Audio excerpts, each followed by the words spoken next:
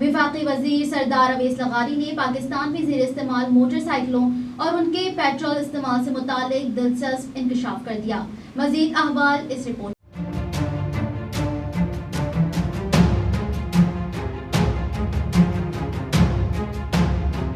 پاکستان میں 3 کروڑ موٹر سائیکلیں زیر استعمال ہیں۔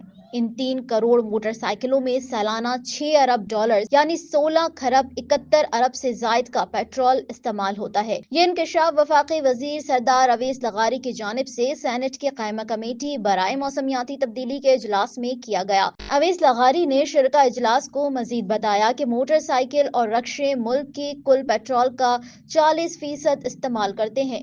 وفاقی وزیر نے مزید کہا کہ 200 میگا واٹ کے فرنس آئل کے پاور پلانٹس کو وقت سے پہلے ریٹائر کر رہے ہیں۔ اس وقت ملک میں 55% بجلی ماحول دوست ذرائع سے پیدا ہو رہی ہے۔ ان کا یہ بھی کہنا تھا کہ 2030 تک مجموعی بجلی پیداوار کا 60% قابل تجدید اور ماحول دوست ذرائع سے ہوگا۔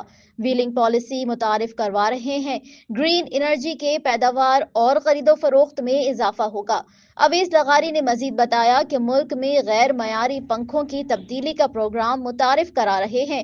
ان تمام پالیسیوں پر عمل درآمد کے لیے 100 ارب ڈالر سرمایہ کاری کی ضرورت ہوگی۔ انہوں نے کہا کہ 50 ارب ڈالر 2030 تک 60% قابل تجدید توانائی کے لیے درکار ہوں گے۔